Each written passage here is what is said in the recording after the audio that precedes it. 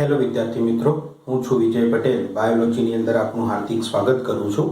આપણે ધોરણ 11 સાયન્સ ધોરણ 11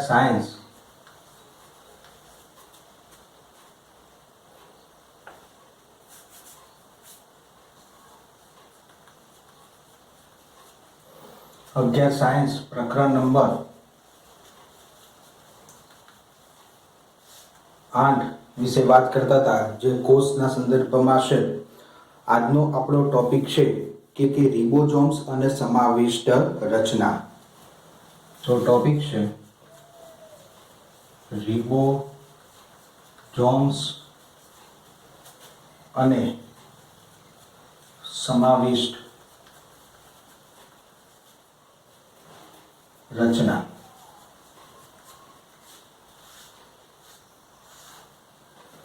આપણે આદિકોષ કેન્દ્રીય કોષ સાથે સંબંધિત ચર્ચા વિચારણા કરતા હતા. તો આદિકોષ કેન્દ્રીય કોષ ખરો એની તો આદિકોષ કેન્દ્રીય કોષ ના કોષ રસ પટલ માંથી નિર્માણ પામતી રચના છે. કોણ? રિબોઝોમ્સ.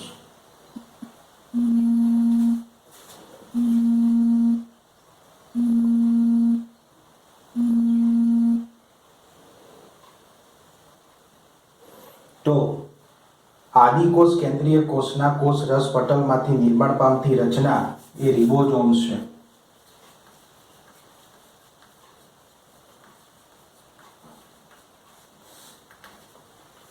તેનું કદ એ બીજો ટોપિક કે એનું કદ કેટલું હોય છે રિબોઝોમ્સનું. તો રિબોઝોમ્સનું કદ 15 થી 20 નેનોમીટર એનું કદ જોવા મળતું હોય છે. NM મીન્સ નેનોમીટર, મીટર એટલું સૂક્ષ્મ કદ દર્શાવતી હોય છે. રિબોઝોમ્સ મુખ્યત્વે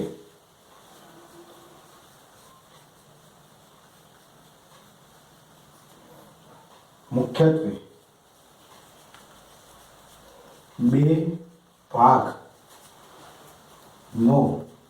બનેલો જોવા મળે છે. રિબોઝોમ્સ મુખ્યત્વે બે ભાગનો બનેલો હોય, એક મોટો ભાગ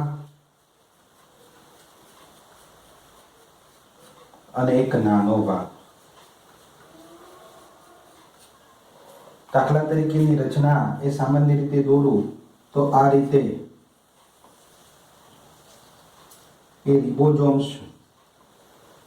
આ મોટો ભાગ થયો, આ નાનો ભાગ થયો. તો મોટો ભાગ એ 50S નો બનેલો હોય છે અને નાનો ભાગ એ 30S નો બનેલો હોય છે. તો આ 50S નો ભાગ જોવા મળે, આ 30S નો ભાગ જોવા મળે. S એ એનો એકમ છે, જે સ્વેડબર્ગ ના નામ ઉપરથી આપવામાં આવેલો છે. તો S મીન્સ શું છે? તો સ્વેડબર્ગ એનો એકમ છે. એ વૈજ્ઞાનિકે આની શોધ કરી હતી, તો એના અનુસંધાનમાં એનો એકમ એના નામના પ્રથમ અક્ષર ઉપરથી આપવામાં આવ્યો, સ્વેડબર્ગ. ઓકે. રિબોઝોમ્સ મોટો ભાગ અને નાનો ભાગ એ ભેગા મળી સંયુક્ત રીતે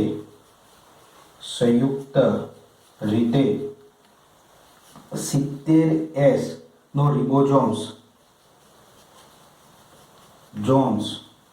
એ આદિકોષ કેન્દ્રીય કોષોમાં, કેમાં?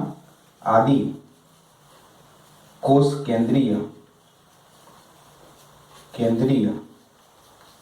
કોષોમાં જોવા મળે છે.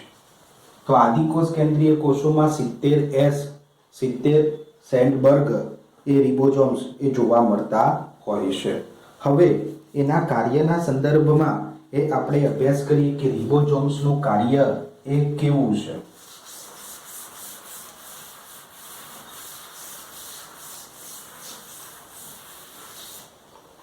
તો રિબોઝોમ્સનું કાર્ય મુખ્યત્વે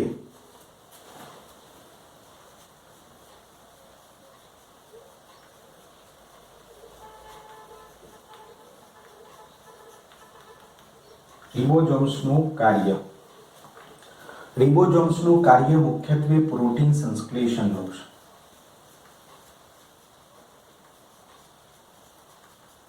શું છે? પ્રોટીન સંશ્લેષણ. આ પ્રોટીન સંશ્લેષણ શું છે? તો પ્રોટીન સંશ્લેષણના સંદર્ભમાં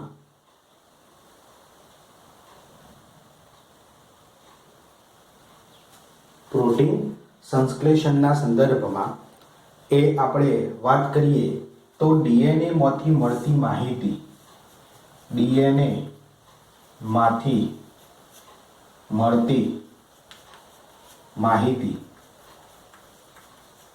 માહિતી કોષના દરેક ભાગ સુધી પહોંચાડવાની ક્રિયા અથવા ડીએનએની માહિતીનું ભાષાંતરણ એ થતું હોય છે. કેવી રીતે થાય ડીએનએનું ભાષાંતરણ?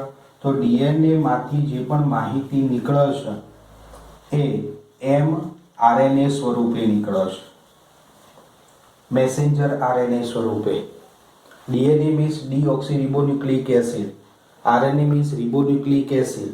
તો ડીએનએ માંથી માહિતી એ mRNA સ્વરૂપે નીકળે અને mRNA ની અંદર એ માહિતી એ છુપાયેલી હોય છે. 12મા ધોરણમાં જ્યારે આવશો ત્યારે આનો ઘનિષ્ઠ અભ્યાસ તમે કરશો. તો adenine, thiamine, guanine, cytosine, uracil, adenine, guanine, cytosine, uracil, આ રીતે એ માહિતી એની અંદર હોય છે mRNA ઉપર. આને ઉપર રિબોઝોમ્સ ગોઠવાય, આની ઉપર એ રિબોઝોમ્સ ગોઠવાય છે. અને રિબોઝોમ્સ ગોઠવાય તો રિબોઝોમ્સ એ જે માહિતી છે એ માહિતીના અનુસંધાનમાં એ પ્રોટીન ઉત્પન્ન કરે છે, એટલે કે એમિનો એસિડનો અણુ ઉત્પન્ન કરે છે નાઇટ્રોજન બેઝના સંદર્ભમાં. તો આ એમિનો એસિડ એવા 20 પ્રકારના એમિનો એસિડ એ શોધાયેલા છે. તો એવા 20 પ્રકારના એમિનો એસિડ ઉત્પન્ન કરે અને એ એમિનો એસિડ સ્વરૂપે એ આખા કોષની અંદર એ માહિતી પહોંચતી હોય છે.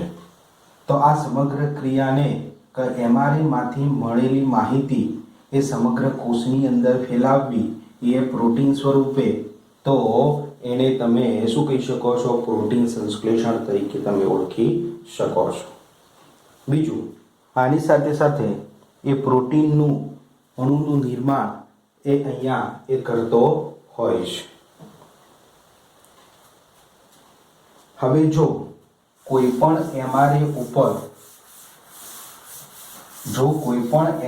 ઉપર આ mRNA છે તો mRNA ઉપર એક કરતો વધારે આ એક રિબોઝોમ્સ, આ બીજો રિબોઝોમ્સ, આ ત્રીજો રિબોઝોમ્સ, તો કોઈ પણ mRNA ઉપર એક કરતો વધારે જો રિબોઝોમ્સ ગોઠવાયેલા હોય તો એનો પોલી રિબોઝોમ્સ તરીકે ઓળખવામાં આવે છે. શું કહેવાય? પોલી રિબોઝોમ્સ, અથવા તો એનું બીજું નામ પોલીજોમ્સ તરીકે પણ એને તમે ઓળખી શકો છો. તો રિબોઝોમ્સની ગોઠવણીના આધારે એ એક ગોઠવાય અથવા તો એક કરતો વધારે ગોઠવાય તો એને રિબોઝોમ્સ અથવા તો પોલિઝોમ્સ તરીકે ઓળખી શકાય છે. કોના ઉપર? mRNA ઉપર. ક્લિયર? તો આ રિબોઝોમ્સની વાત હતી. હવે કોઈ પણ કોષ હોય, આદિકોષ કેન્દ્રના સંદર્ભમાં આપણે વાત કરીએ છીએ, તો આદિકોષ કેન્દ્રના કોષોની અંદર જે કોષ રસ હોય છે, એ કોષ રસમાં ખોરાક સંગ્રહ સંબંધિત સૂક્ષ્મ રચનાઓ ગોઠવાયેલી હોય છે.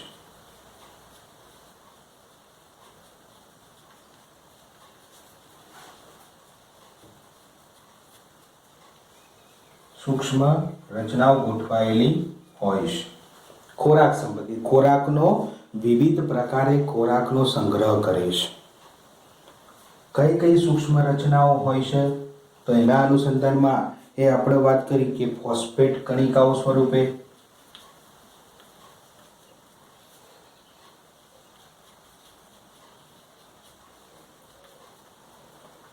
ગ્લાયકોજન કણિકાઓ,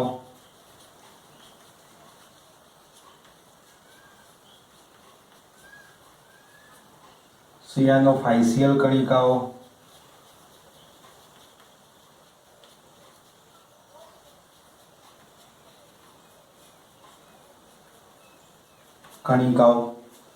જે સ્ટાર્ચના સંદર્ભમાં, સિયાનોફાઇસિયલ કણિકાઓ એ સ્ટાર્ચના સંદર્ભમાં ખોરાકનો સંચય કરે છે. તો કોષ રસની અંદર સૂક્ષ્મ એ રીતે ટપકા સ્વરૂપે, આ રીતે ટપકાની માફક એ સૂક્ષ્મ રચનાઓ આવી હોય છે કે જે એ ખોરાકનો ફોસ્ફેટ સ્વરૂપે ખોરાકનો સંગ્રહ કરે, ગ્લાયકોજન સ્વરૂપે ખોરાકનો સંગ્રહ કરે, સિયાનોફાઇસિયલ કે સ્ટાર્ચની કણિકાઓ સ્વરૂપે એ ખોરાકનો સંગ્રહ કરે છે કે જે આપાતકાલીન પરિસ્થિતિમાં એ આમાંથી પોષણ કોષને પ્રાપ્ત કરી શકાય. તો એ કોષ રસની અંદર આવી સૂક્ષ્મ કણિકાઓ એ જોવા મળતી હોય છે. બરોબર? તદુપરાંત જાંબલી,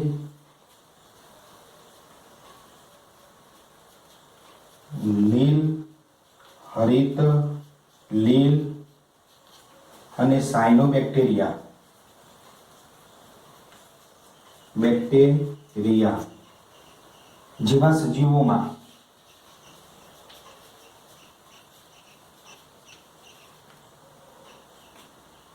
મોટી રસધાની પણ આવેલી હોય છે. રસધાની કોષની અંદર એ મોટી રસધાની પણ અવેલેબલ હોય છે. આ રીતે એ મોટી રસધાની હોય છે. એ રસધાનીનું કાર્યક્ષેત્ર કેવું છે? તો રસધાની એ કોષની અંદર ઉત્પન્ન થયેલા નકારાત્મક પદાર્થોનો એ સંચય સ્થાન છે. એની અંદર બધા એ સમાવેશ થઈ જાય છે, નકારાત્મક પદાર્થો, અને પોતે સ્ત્રાવ્ય તરીકે પણ એ વર્તી શકે છે. બરોબર? તો આદિકોષ કેન્દ્રીય કોષની અંદર એ આ પ્રકારની રચનાઓ જોવા મળતી હોય છે. હવે અહીંયા આદિકોષ કેન્દ્રના સંદર્ભમાં આપણે સંપૂર્ણ અભ્યાસ પૂરો થયો.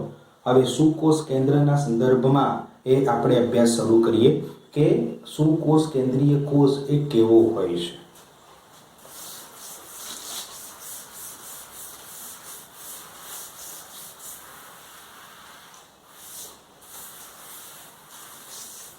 તો જોઈએ, સુકોષ કેન્દ્રીય કોષ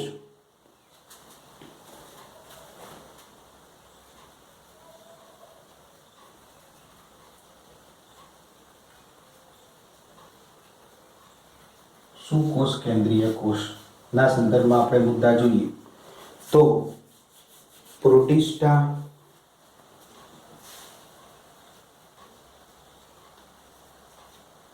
વનસ્પતિ સૃષ્ટિ,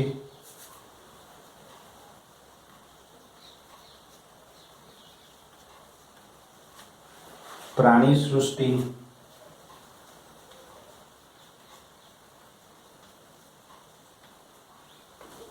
ફૂગ એ આદિકોષ આ સુકોષ કેન્દ્રીય કોષો દર્શાવે છે.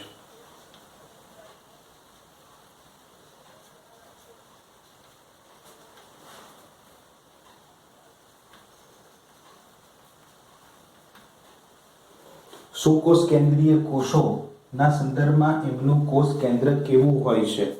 તો કોષ કેન્દ્રની અંદર જોઈએ તો આદિ કોષ કેન્દ્રના અંદર જે કોષ કેન્દ્ર હતું એ જોવા મળતું હતું અથવા તો મુક્ત સ્વરૂપે એ ડીએનએ ની અંદર આનુવંશિક દ્રવ્ય આખા કોષ રસમાં મુક્ત સ્વરૂપે જોવા મળતો હતો. સુકોષ કેન્દ્રીય કોષોની અંદર એવું નહીં હોય.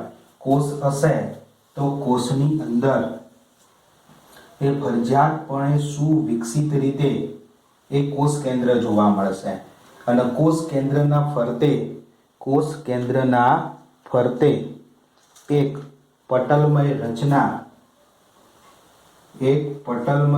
રચના જોવા મળશે જેને કોષ કેન્દ્ર શાર્યું અંદર રહેલું કોષ કેન્દ્ર અને એના ફરતે રહેલી રચના જેને કોષ કેન્દ્રીય પટલ કહેવાય. કોષ કેન્દ્રીય એ પટલ તરીકે એને ઓળખાય. તો સુવિકસિત કોષ કેન્દ્ર જોવા મળશે જે પટલમય રચનાથી ઘેરાયેલું હોય છે. તો સુકોષ કેન્દ્રીય કોષોમાં કોષ કેન્દ્ર સુવિકસિત હોય અને પટલથી ઘેરાયેલું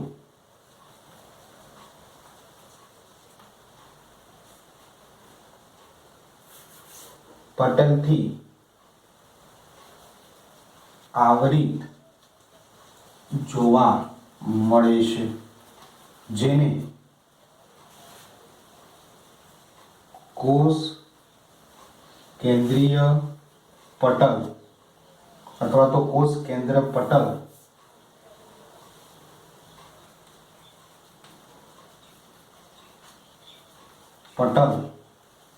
કહે છે. તે સુવિકસિત કોષ કેન્દ્ર જોવા મળતું હોય છે. બીજું, કોષ હોય તો કોષની અંદર કોષ કેન્દ્રની આપણે વાત કરી. કોષ રસ હોય છે તો કોષ રસની અંદર એ આપણે આગળ અંગિકાઓની વાત કરી હતી, પટલમય અંગિકાઓ અને પટલ વિહીન અંગિકાઓ. તો સુકોષ કેન્દ્રના કોષ રસમાં સુકોષ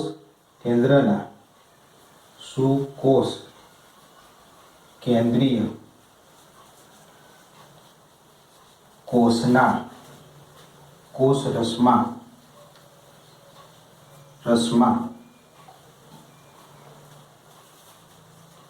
પટલમય અંગિકાઓ જોવા મળે છે. પટલમય અંગિકાઓ એની અંદર જોવા મળે છે. પટલમય અંગિકાઓ કઈ કઈ છે એ આગળ આપણે વાત કરી દીધેલી છે, બરોબર. હવે આદિકોષ કેન્દ્રીય કોષોની અંદર એ જનીન દ્રવ્ય તરીકે એ ડીએનએ કો તો આરએનએ સ્વરૂપે મોસ્ટ ઓફલી જોવા મળતો હતો. પણ સુકોષ કેન્દ્રીય કોષો ખરા એ સુકોષ કેન્દ્રીય કોષોમાં જનીન દ્રવ્ય તરીકે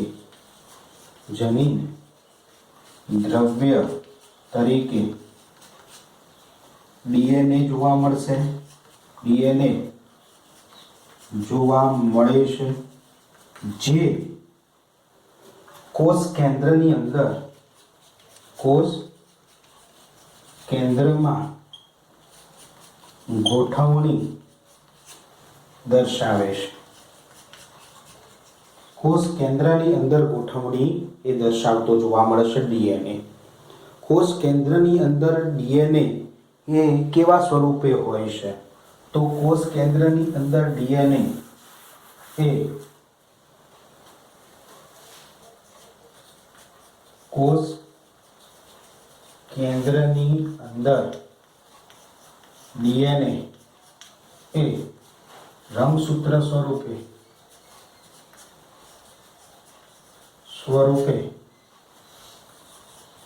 જોવા મળે છે. કેવા સ્વરૂપે? રંગસૂત્ર એ સ્વરૂપે જોવા મળતું હોય છે, બરોબર. હવે એનાથી થોડુંક આગળ વધીએ તો સુકોષ કેન્દ્રીય કોષોમાં વનસ્પતિ કોષ અને પ્રાણી કોષના સંદર્ભમાં એ થોડીક વાતચીત કરીએ તો વનસ્પતિ કોષ ખરો, કોષ, પ્રાણી કોષ, કોષની અંદર શું ડિફરન્ટ છે?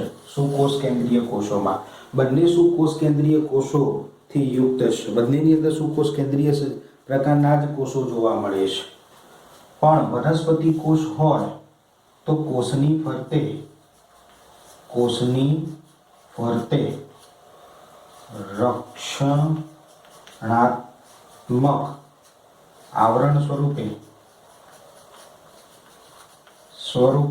રક્ષણાત્મક આવરણ સ્વરૂપે કોષ દિવાલ પ્રેઝન્ટ હોય છે. કોષ દિવાલ જોવા મળે છે. જ્યારે પ્રાણી કોષની અંદર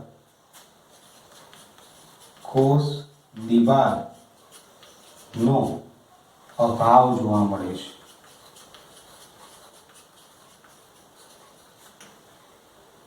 તદુપરાંત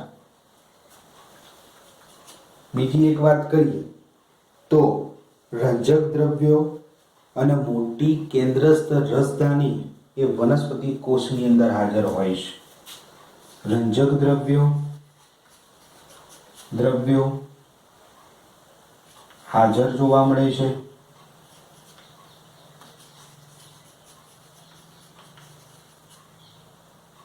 આની અંદર રંજક દ્રવ્યો શું છે? તો તમે જે વનસ્પતિઓ દેખો છો અને વનસ્પતિનો જે રંગ તમને ઓબ્ઝર્વ થાય છે તો એ ક્લોરોફિલ બી, કેરોટીન, ઝેન્થોફિલ જેવા રંજક દ્રવ્યો હોય છે કે જે પ્રકાશના શોષણ સાથે સંબંધિત હોય છે અને એ જાતે પોતે ખોરાકના નિર્માણ સાથે સંબંધિત પણ હોય છે. તો એ વનસ્પતિ કોષોની એક આગવી લાક્ષણિકતા તમે ગણી શકો છો. જે પ્રાણી કોષોની અંદર રંજક દ્રવ્યો જોવા મળતા નથી, દ્રવ્યો વનસ્પતિ કોષોની જેવા જ એ રંજક દ્રવ્યો પ્રાણી કોષોની અંદર એ જોવા મળતા નથી. મોટી કેન્દ્રસ્થ રસધાની હોય છે. કેન્દ્રસ્થ રસધાની એ જોવા મળે છે. રસધાની વિશે આપણે અગાઉ એ કીધું કે રસધાની એ નકારાત્મક પદાર્થોના એ દ્રવ્ય સ્વરૂપે જોવા મળતી હોય છે. એમનો સ્ત્રાવ સાથે સંબંધિત હોય છે, એનો સંગ્રહ સાથે સંબંધિત હોય છે. તો વનસ્પતિ કોષોની અંદર મોટી કેન્દ્રસ્થ એ રસધાની હોય છે. લગભગ એ 70%, 80% એ આવરણ કોષનું એ રસધાની એ સંગ્રહ કરી લે છે. એટલી મોટી એ રસધાની જોવા મળતી હોય છે. 30%ની અંદર એ બીજી અંગિકાઓ, કોષરસ ને આ બધું જોવા મળતું હોય છે. પ્રાણી કોષોની અંદર એની આગવી લાક્ષણિકતા સ્વરૂપે એ તારા કેન્દ્ર પ્રેઝન્ટ હોય છે. કેન્દ્ર જે વનસ્પતિ કોષોની અંદર એનો અભાવ જોવા મળે છે. તો તારા કેન્દ્ર એ પ્રાણી કોષોની એક આગવી લાક્ષણિકતા છે. આ તારા કેન્દ્રનું કાર્ય શું છે? તો તારા કેન્દ્ર એ કોષ વિભાજનમાં કોષ વિભાજનની અંદર એ મહત્વનો ભાગ ભજવે છે. બરોબર? આગળ જોઈએ તો અહીંયા આપણે સુકોષ કેન્દ્રીય કોષની રચના એ પૂર્ણ કરી. હવે બીજો ટોપિક એ આપણો ફ્યુઇક મોઝેઇક મોડલ અથવા તો સુકોષ કેન્દ્રીય કોષોની અંદર એ કોષ રસ પટલ જોવા મળે છે. તો કોષ રસ પટલની રચનાઓ એ આપણે અભ્યાસ કરવાનો છે.